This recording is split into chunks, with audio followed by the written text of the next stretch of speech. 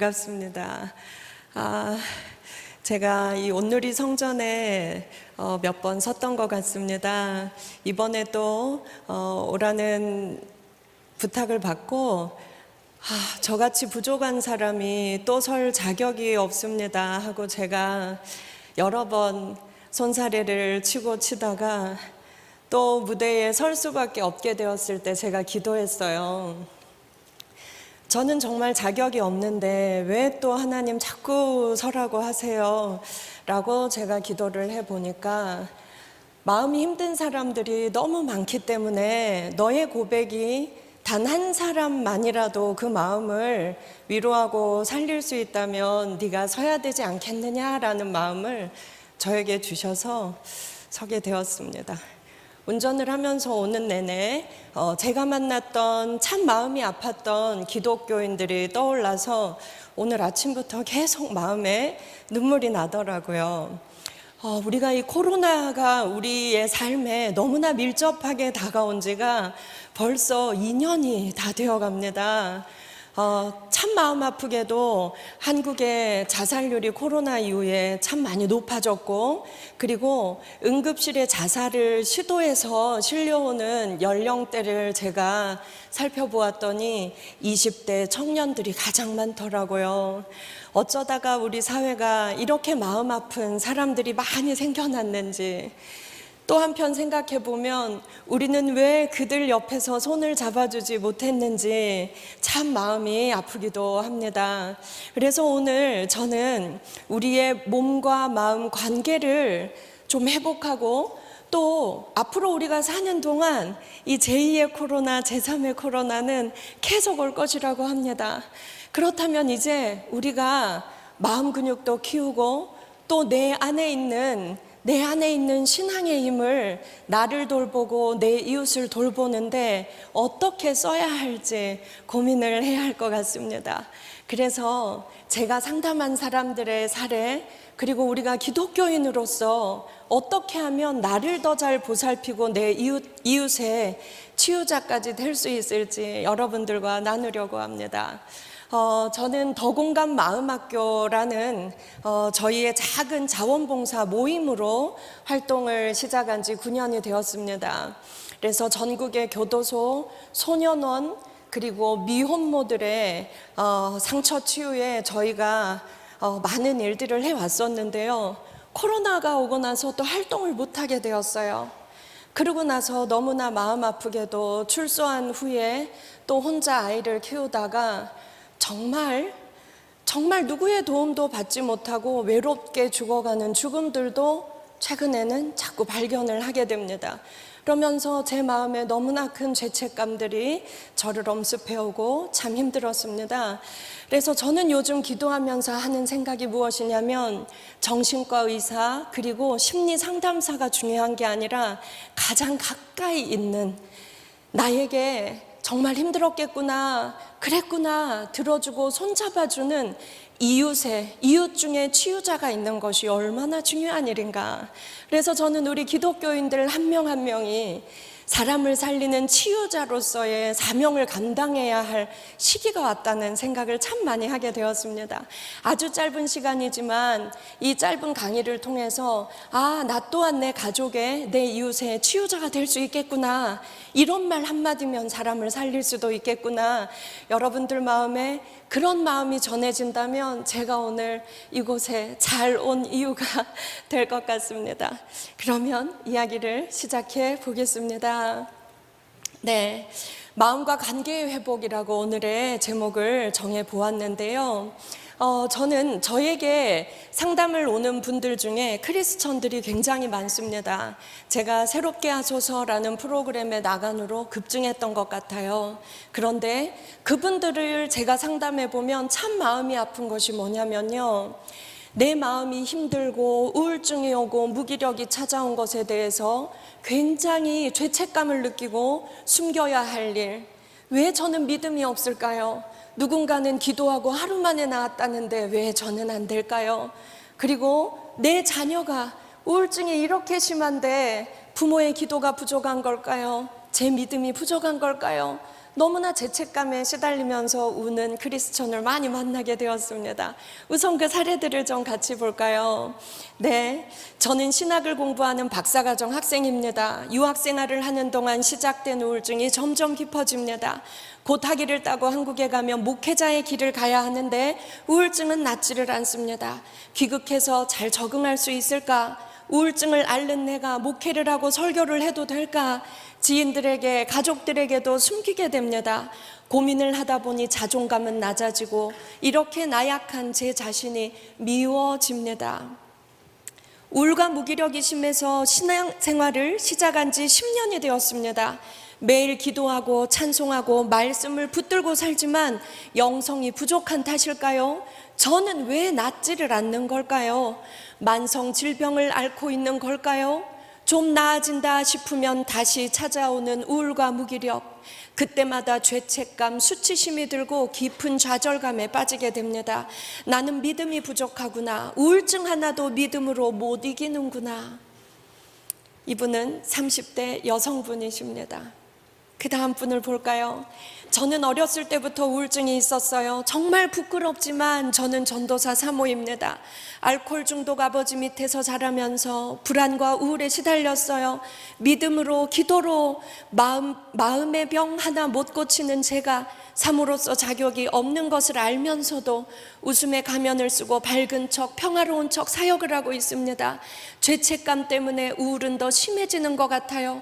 산속 기도원에 숨고 싶은 마음입니다. 이렇게 우는 사모님도 계십니다. 또 이 청년의 이야기를 볼까요? 어릴 때 교회에 나가다가 공부량이 많아지면서 안 나가게 됐어요. 원하는 대학을 졸업하고 대기업에 취업했는데 번아웃이 찾아왔어요. 우울, 무기력, 불안, 너무 힘들어서 힘들게 들어온 회사를 더 이상 다닐 수 없을 정도가 되었어요.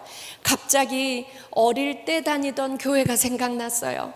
평화로운 예배당, 그리고 친절한 교회 사람들, 교회에 가서 저의 괴로움을 털어놓고 신앙으로 이겨내고 싶다고 고백했어요.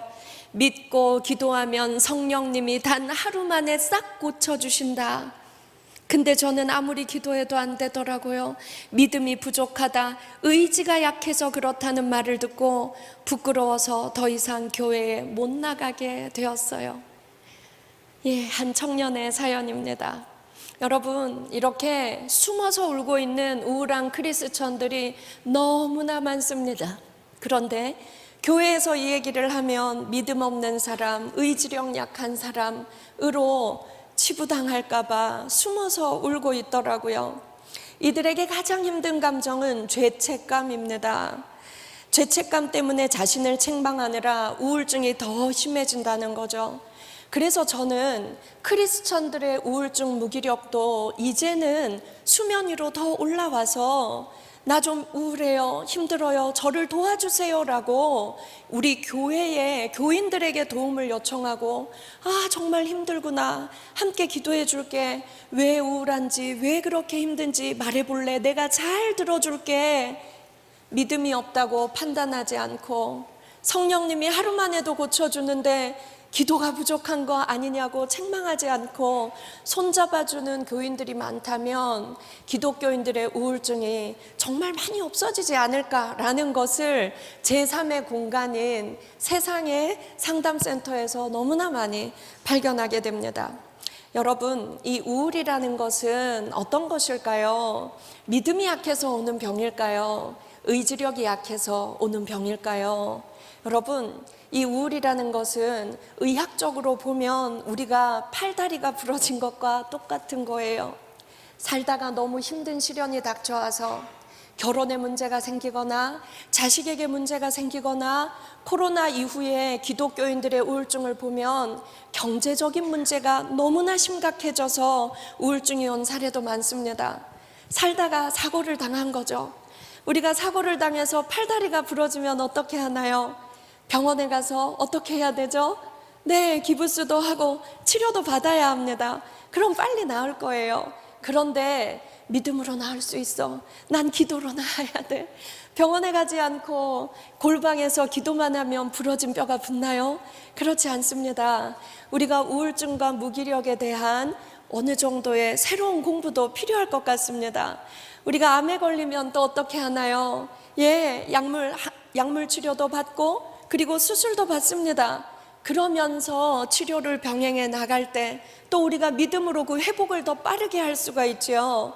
우울도 마찬가지입니다. 무기력도 마찬가지입니다. 우리의 마음의 병도 우선은 긴급 처방을 하고 그리고 신앙을 거기에 더할 때 회복의 속도는 아주 빨라집니다.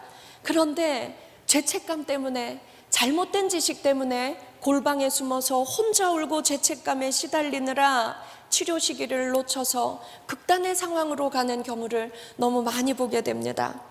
우울이 깊어지면 가장 먼저 오는 부작용이 판단력이 흐려집니다. 내 안에 신앙이 없어서가 아니라 너무 힘든 날은 그 판단력이 흐려져서 내 안에 있는 하나님이 보이지 않기도 합니다. 그리고 내 옆에서 흘러나오는 찬송 소리가 귀에 들리지 않기도 합니다. 그래서 이건 뇌에 큰 이상이 온 것이에요. 뇌의 호르몬에 큰 이상이 온 것이기 때문에 우리는 의학의 도움도 받고 약물 치료의 도움도 받고 상담의 도움도 받아야 할 때도 있는데 그 시기를 가장 많이 놓치는 것이 크리스천이기도 하다는 건 참 안타까운 일이기도 합니다. 그래서 순간적인 충동으로 죽으면 이 고통이 끝나지 않을까, 이 고통을 멈추고 싶다라는 잘못된 판단을 하게 되기도 하는 것입니다. 저는 자살 시도를 했으나 정말 다행히 다시 깨어난 크리스천들을 모아서 집단 상담을 2달에 한 번씩 엽니다. 너무 자주 열죠. 생각보다 많아요. 그것이 제 가슴을 무너지게 합니다. 그렇게 힘든데 옆에 누구 붙잡고 얘기할 사람이 없었나요? 라고 물으면 얘기할 사람이 없었다고 얘기해요. 가족은 없었나요? 라고 물으면 우리 가족이 너무 마음 아플까 봐 말을 못했어요. 우리 부모님이 새벽마다 무릎 꿇고 기도하시는데 낫지 않는 내가 너무 미워서 제가 저를 없애버리고 싶었어요. 이런 말들을 합니다. 사실 알고 보면요, 너무 마음이 약하고 착한 사람들이기도 해요. 내가 내 가족에게, 내 교인들에게 배를 끼치는 것 같아서 나 혼자 숨어버려야겠다는 판단을 하는 그런 사람들이 있다는 거죠. 아니야, 괜찮아, 내가 손잡아 줄게 라고 말하는 우리가 한두 명 더 늘어난다면 저는 그 숫자를 좀 줄일 수 있지 않을까라는 생각이 듭니다. 제가 최근에 상담했던 한 장로님의 이야기입니다. 제가 어쩌면 이 사건 때문에 매일매일 제 속에서 계속 울음이 올라오고 있는 건지도 모르겠어요. 너무나 훌륭하시고 저희가 교도소 사역을 할 때도 참 많이 도와주셨던 장로님이십니다. 그런데 고등학생 딸이 우울증으로 먼저 가게 됩니다. 그 장로님이 고백하세요. 이 모든 게 나의 잘못이고 내가 믿음이 없는 탓이고 내가 우리 교회에 피해를 입혀서는 안 되니까 교회를 떠나야겠다라고 장로님이 말씀을 하시더라고요. 그분이 통곡하는 모습을 보면서 저는 어떤 위로도 사실 할 수가 없었습니다. 그래서 한 일주일을 같이 통곡하는 일만 같이 했던 것 같습니다. 여러분, 우리가 정말 마음에 큰 상처를 입은 사람을 위로하는 방법은 말이 아니라 함께 울어주고 안아주고 체온만이 우리가 나눌 수 있는 위로인 것 같습니다. 그리고 함께 손잡고 기도해 주는 것만이 위로지, 우리는 그 사람에게 너무 빨리 큰 위로를 주고 싶어서 그 사람을 일으켜 세우고 싶어서 너무 많은 말을 하게 될 때가 있습니다. 저는 심리상담사 교육을 해마다 200~300명 정도 하는데요, 저희 심리상담가들은 대부분이 크리스찬입니다. 그리고 같은 크리스찬을 살리러 세상으로 나가자라고 저희가 하는데요, 저희가 받는 훈련 중에 가장 어려운 훈련이 뭔지 아십니까? 듣는 훈련입니다. 말하지 않고 무조건 듣기, 공감하기. 그랬구나, 정말 힘들었겠구나, 살아줘서 고마워, 그렇게 힘든데도 잘 버텼구나, 버텨줘서 고마워. 이 훈련을 가장 많이 하는데 이 훈련이 가장 힘들어요. 왜냐하면 우리는 너무 도움을 많이 주고 싶은 간절한 마음 때문에 말을 너무 많이 하게 돼요. 그런데 그러다 보면 힘든 사람 마음에는 그것이 훈계로 들리게 됩니다. 그리고 너는 왜 이렇게 약해? 너는 믿음이 부족한 것 아니니? 라는 뉘앙스로 오해하는 경우가 너무 많더라고요. 그래서 우리가 함께 울고 무조건 체온으로 그 아픔을 나누는 연습을 하는 것은 쉬운 일이 아닙니다. 그래서 우리가 오늘 이 공감하는 이 마음을 키우는 연습을 저랑 조금 하시면 좋을 것 같아요. 왜냐하면 저는 여러분들이 내 이웃의 가장 좋은 치유자가 될 수 있다고 확신합니다. 심리학 석사, 박사, 정신과 의사, 저는 하나도 중요하지 않다고 생각해요. 진심으로 내가 너무나 힘들 때 내 손을 따뜻하게 잡아주는 그 체온, 그리고 진심으로 이분은 나를 위해 기도해 주시겠구나, 진심으로 나를 걱정해 주시는구나 라고 느껴주는 한 사람, 그 사람이 사람을 살리는 진정한 치유자라고 생각을 합니다. 가장 좋은 치유자는 제가 심리상담사 교육을 하면서 늘 깨닫습니다. 고통 없이 행복하게 성공만을 맛보며 좋은 대학 나오고 좋은 학력을 얻은 최고의 엘리트 심리학자들이 가장 좋은 치유자일까요? 결코 그렇지 않았습니다. 고통의 터널을 먼저 건너온 경험이 있는 치유자들이었습니다. 그래서 저는 상처 입은 치유자들이야말로 반드시 사람을 살릴 수 있는 놀라운 기적을 가진 그런 마음을 가진 분들이 아닐까라고 생각합니다. 그래서 저는 이 장로님께도 제가 기도로서 옆에서 함께 하면서 우리 딸이 그렇게 마음의 병을 앓다가 간 것에 대해서 장로님이 죄책감을 가지지 않을 것을, 그리고 우리 딸이 알았던 그 마음의 질병이 얼마나 무서운 병이었는지를 오히려 이분이 이해하실 수 있도록 옆에서 조금씩 도와드리고 있습니다. 여러분, 앞에서 제가 소개한 이 성도들은 믿음이 부족하기 때문이었을까요? 의지력이 약하기 때문일까요? 마귀의 시험에 빠져 헤어나오지 못하는 것일까요? 부모의 기도가 부족했던 것일까요? 저희가 심리학적 연구를 해보면, 의학적으로 뇌과학적인 연구를 해보면 우울을 심하게 앓고 불안과 강박, 공황장애에 빠져있는 사람들은 뇌에 변형이 와 있는 상태였습니다. 우리가 이것을 육체의 질병과 똑같은 질병으로 이해하는 과정이 필요할 것 같습니다. 하나님이라면 마음의 병을 앓는 사람들에게 뭐라고 말씀하셨을까요? 너 믿음이 부족해. 오늘부터 40일 새벽 기도해. 너 아직도 내 말을 다 믿지 않았구나. 너는 처음부터 다시 시작해야 돼. 이렇게 야단치셨을까요? 저는 그러지 않을 것 같습니다. 제가 이런 무대에 서는 것이 또 아주 힘든 것 중에 하나는 자꾸 저의 과거를 고백해야 돼서 그 아픈 시절에 마음이 올라와서 너무 힘들더라고요. 저도 어릴 때부터 독실한 크리스천이었습니다.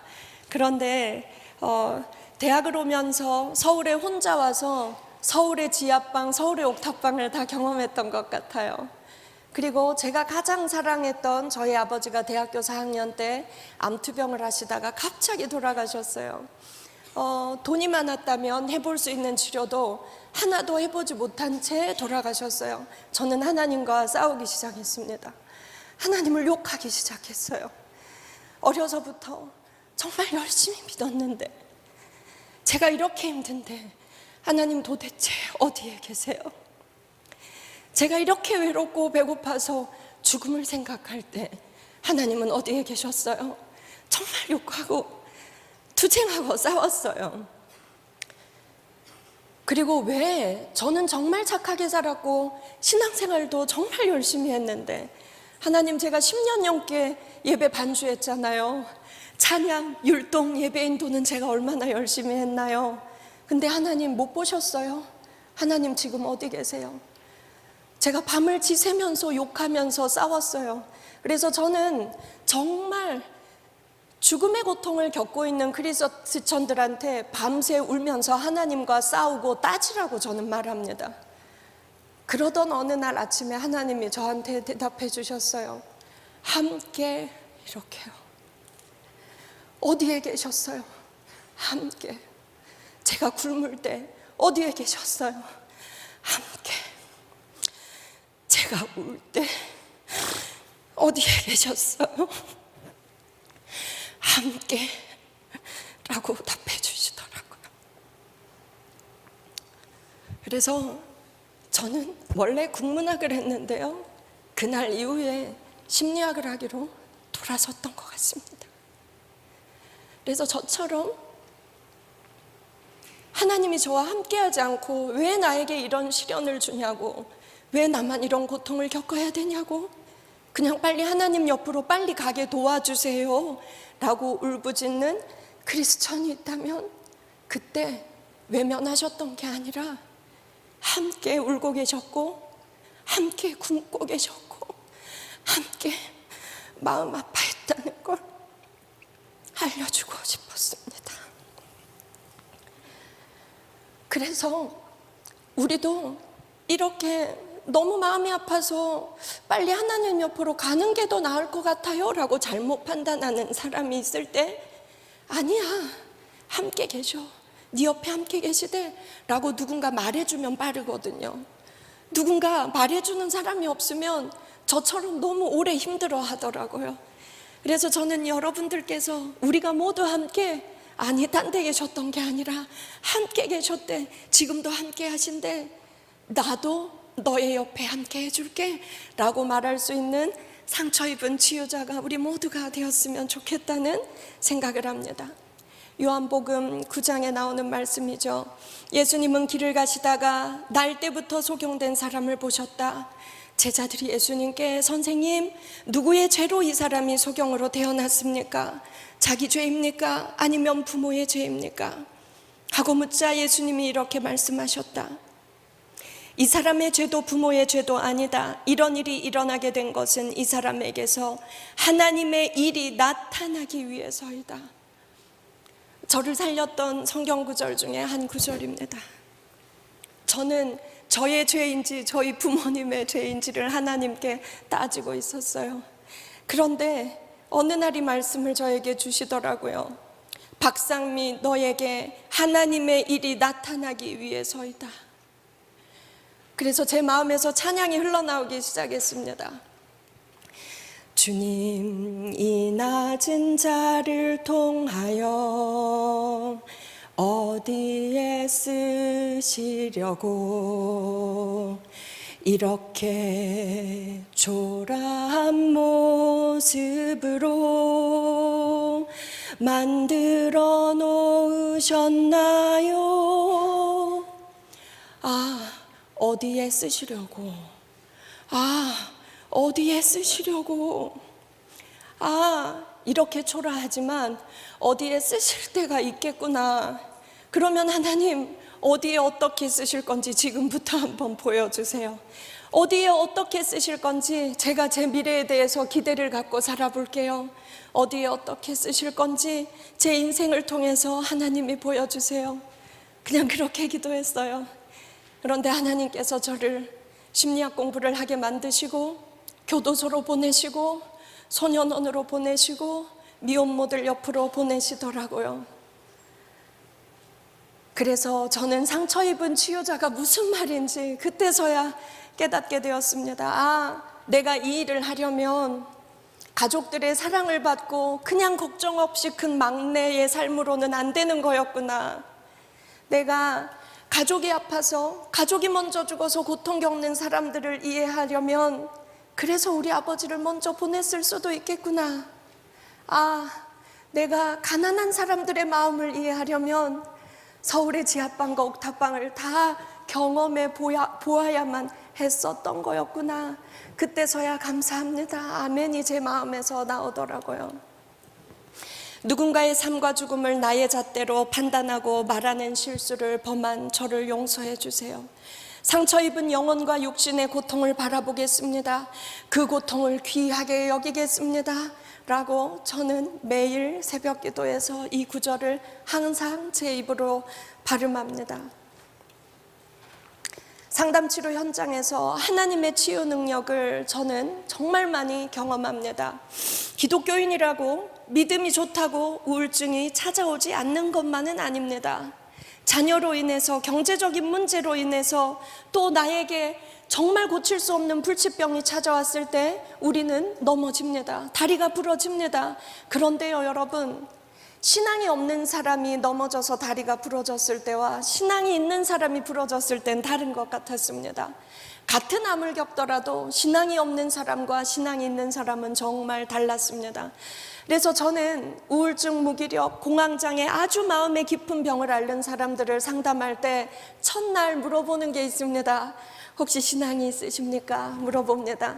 신앙이 있는 사람이라면 정말 힘이 납니다. 이 사람 빨리 좋아지겠구나 확신이 듭니다. 그런데 신앙이 없는 사람을 만나면 정말 마음이 힘듭니다. 치료 속도가 너무나 느립니다. 그리고 상담으로 좋아졌다 하더라도 오래 가지 못하더라고요. 그래서 저는 기독교인이라고 우울증에 걸리지 않는 게 아니라 우울증이 와도 정말 빠른 회복을 경험하고 나와 같이 힘든 사람을 살릴 수 있는 치유자로 나아가기 때문에 저는 기독교인이 우울증을 겪는 것은 오히려 상처 입은 치유자가 되기 위한 우리가 겪어야 할 감사한 관문 중에 하나가 아닐까, 이제는 그런 생각을 하게 되었습니다. 내담자에게 신앙이 있다면 도움이 됩니다. 회복 속도가 아주 빠릅니다. 재발하더라도 회복력이 정말 강합니다. 여러분이 나와 내 가족, 내 이웃의 치유자가 되어 주십시오. 교통사고가 나서 양쪽 다리가 골절됐다면, 건강검진을 했는데 위암말기라면, 나라면 어떻게 할 건가요? 내 가족이라면, 우리 교인이라면 어떻게 도와줄 건가요? 첫 번째는 저는 치료라고 생각합니다. 치료와 상담과 기도, 이 세 개는 함께 가야 된다고 생각합니다. 그런데 나의 무지가 기도만을 강요하는 것은 아닌지 제가 항상 우리 함께 돌아봅시다 라고 크리스천들에게 권하고 있습니다. 우울, 무기력, 불안, 강박, 중독, 기독교인들 안에도 너무 많이 있는 문제입니다. 마음의 병이 죄책감과 만나면 어떤 일이 벌어질까요? 이 죄책감을 덜어주는 일도 우리가 해야 할 일인 것 같습니다. 충분히 그럴 수 있어. 나라면 당신처럼 견디지 못했을 거예요. 당신이 믿음이 좋기 때문에 이만큼 버티고 있는 겁니다 라고 제가 말했을 때 통곡하면서 위로받는 분들은 참 많았습니다. 저희 가족들은 다 저에게 믿음이 없어서 그렇다고 저를 야단쳤는데, 이렇게까지 힘든데 당신이 믿음이 있으니까 이만큼 버티고 있다, 버텨줘서 고맙다라는 말을 처음 들었다는 거예요. 여러분, 오늘 들으셨으니까 이제 여러분은 하실 수 있겠죠? 이 죄책감과 만나면 우울증과 마음의 병은 훨씬 더 심화됩니다. 낫지 않아요. 마음이 고통스러운 나를 방치하면 관계의 고통이 시작됩니다.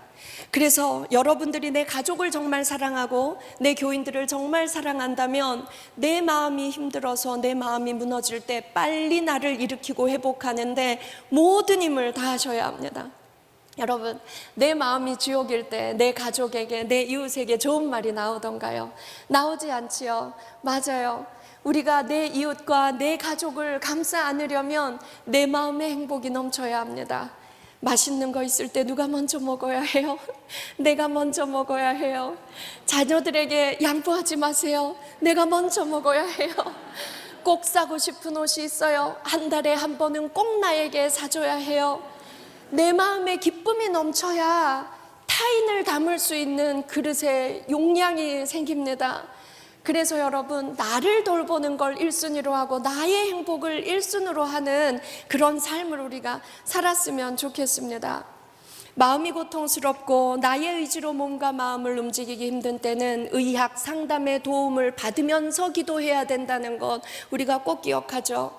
빨리 회복해서 더 기쁘게 신앙생활을 할 수 있도록 나를 돌보고 이웃을 돌봐야 합니다.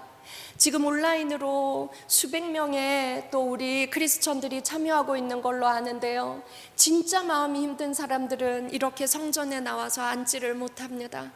지금 온라인으로 보고 있는 우리 크리스천 중에 마음이 고통스러운 분들이 있다면 피하지 말고, 방 안에 숨어 있지 말고 꼭 성전으로 가십시오. 상처 입은 치유자들이 정말 당신을 위해 기도하겠다고 손을 잡아줄 것입니다.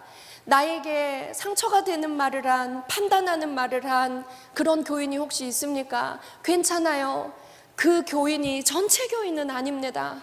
그 교인 한 명 때문에 전체 교인을, 우리 교회의 목사님을 오해하지 말아야 합니다. 저는 그래서 요즘 유튜브를 아주 열심히 해요. 왜냐하면 정말 상처받은 사람들이 교회에 안 나와요. 안 나오고 방에 숨어서 혼자 고통을 겪고 있기 때문입니다. 그래서 우리도 책임감을 가져야 돼요. 정말 힘든 교인들은 못 나오고 있을 수도 있어. 그가 누굴까? 그래서 그 집에 가서 노크를 하는 용기를 우리가 가져야 합니다. 인간관계에서 깊은 상처를 입었을 때, 불행한 유년 시절의 기억 때문에 가족 갈등, 경제적 문제로 고통당할 때, 스트레스, 번아웃 때문에 호르몬 이상이 생겼을 때, 이럴 때 마음의 병이 옵니다. 우울증이 옵니다. 뇌의 호르몬의 변형이 오면 큰 문제가 생기는 거죠. 이건 믿음과 별개의 문제입니다. 여러분, 세로토닌이라는 행복물질이 있습니다. 뇌에서 나오는 호르몬인데요, 이 행복물질은요, 감정을 조율하는, 그리고 우리 몸 전체를 관장하는 아주 중요한 호르몬입니다. 그런데 급격한 스트레스를 받고 마음의 상처를 입었을 때 이 호르몬이 잘 안 나옵니다. 나오다가도 금방 흡수돼 버려요. 그래서 큰 문제가 생깁니다. 세로토닌이 부족하면 뇌가 극단으로 가게 됩니다. 그래서 조절 능력을 잊어버려요. 그래서 1번 우울 자살, 2번 강박증, 각종 중독, 3번 충동 폭력, 4번 만성피로, 5번 통각 조절에 문제가 옵니다. 마음이 아프면 몸도 전체가 아파지기 시작하는 거죠. 그래서요, 여러분, 내 주변에 이 5개에 해당하는 사람이 있다면, 가족이 있다면 믿음이 약한 게 아니라 뭐예요? 뇌에 호르몬의 이상이 온 것입니다. 우리가 그 치료를 도와줘야 되고, 그리고 그의 손을 잡아줘야 하는 겁니다. 여러분, 니체가 이런 말을 했어요. 왜 살아야 하는지 아는 사람은 어떤 상황도 견뎌낼 수 있다. 자살을 시도하는 사람들은 모두 삶의 의미가 없다라고 말했어요. 삶이 공허하다라고 말했습니다.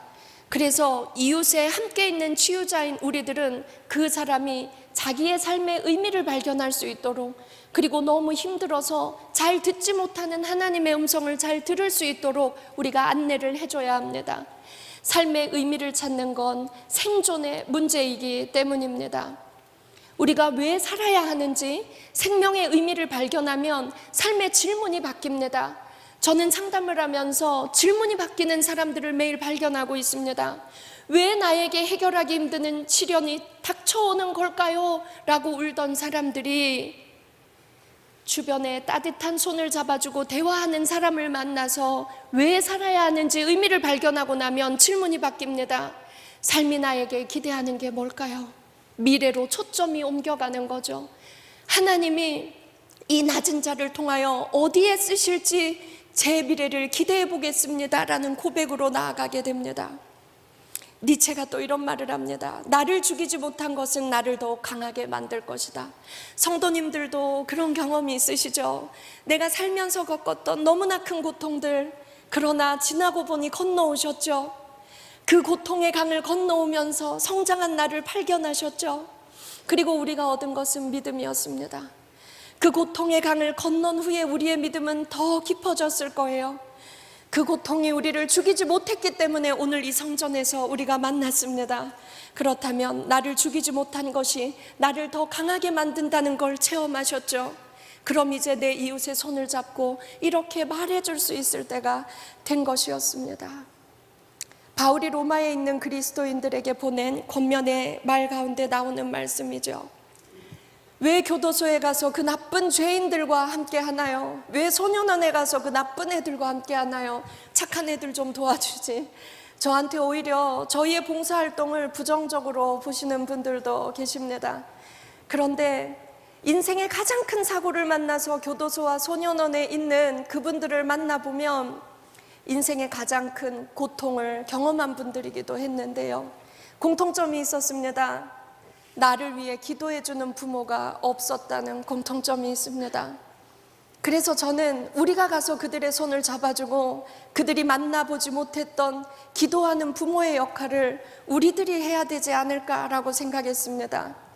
제가 교도소에 그만 갈까, 소년원에 그만 갈까라고 생각한 어느 날 저에게 주신 말씀입니다. 즐거워하는 자들과 함께 즐거워하고 우는 자들과 함께 울라.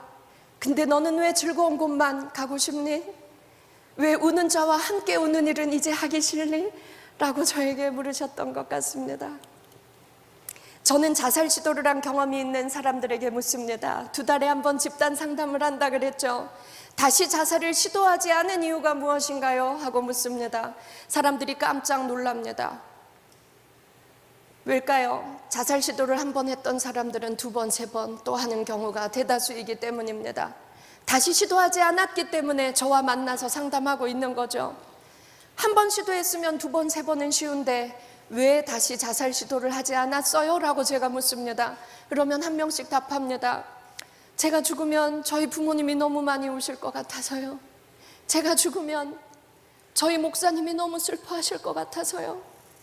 제가 죽으면 가난한 우리 집, 우리 동생, 보살필 사람도 없는데 우리 동생이 너무 불쌍해서요. 다 죽지 못한 이유를 저에게 말합니다. 그러면 저는 그분들에게 박수를 치며 답해줍니다. 잘 대답하셨어요. 지금 말씀하신 게 바로 내가 살아야 할 이유를 말씀하신 거예요. 내가 왜 살아야 하는지 내 안에 답이 이미 다 있었는데 그게 너무 힘들어서 잘 보이지 않았죠. 근데 이제 발견하신 거예요. 왜 살아야 하는지 이유를 발견하셨으니까 이제 잘 살아봅시다 라고 제가 말을 합니다. 다시 이 말씀으로 돌아옵니다. 이 사람의 죄도 부모의 죄도 아니다. 이런 일이 일어나게 된 것은 이 사람에게서 하나님의 일이 나타나기 위해서이다. 여러분, 우리를 통해서 하나님은 어떤 역사를 세상에 보이고 싶으신 걸까요? 상처 입은 나를 통해서 어디에 어떻게 쓰시려고 그 상처를, 그 고통을 건너는 동안 하나님이 내 옆에서 같이 굶고 같이 울고 밤새 같이 함께 계셨던 걸까요? 그렇다면 우리는 우리의 미래를 기대해야 합니다. 이 초라한 나를 어디에 어떻게 쓰시려고 하나님이 이렇게 내 옆에 계신 걸까? 죽음에서 다시 태어나 생명의 의미를 깨닫고 나면 죽어가는 것들을 살리는 삶을 살 수 있다는 걸 저는 매일 체험하고 있습니다. 오늘의 마지막 6문장입니다. 저는 정말 상처 입은 크리스천들, 죽음을 생각했던 크리스천들, 우울증에서 겨우 빠져나온 크리스찬들을 만나서 집단 상담을 한 다음에 우리는 크게 소리내어서 이 6문장을 발음하고 박수치고 상담을 마칩니다. 여러분들도 오늘 이 문장을 한번 같이 보이시는 분들은 읽어볼까요? 시작. 삶과 죽음, 고통받는 것과 죽어가는 것까지 폭넓게 감싸 안겠습니다. 자살을 막는 것은 인명구조입니다. 이제 나를 살리고 타인도 살리겠습니다. 나의 미래에 대해서 기대하며 살겠습니다. 세상에 나를 대신할 존재는 나밖에 없습니다. 나를 죽이지 못한 것은 나를 더욱 강하게 만듭니다. 끊임없이 나의 미래에 대해 기대하겠습니다. 여러분, 이제 우리가 상처 입은 치유자가 될 때입니다. 내 가족 중에 힘들어하는 사람, 그리고 내 이웃 중에 힘들어하는 사람이 보인다면 오늘 그 사람에게 꼭 문자 한 통, 전화 한 통 해주십시오. 갈 수 있다면 그 집에 가서 노크해 주십시오. 그리고 함께 울어주는, 잘 들어주는 치유자가 되어주시기를 부탁드립니다. 정말 부족한 사람의 이 말을 이 긴 시간 동안 들어주셔서 정말 감사합니다. 그리고 제가 이 사역을 계속할 수 있도록 생각나는 날 저를 위해 기도해 주십시오. 저도 여러분들을 위해서 기도하겠습니다. 감사합니다.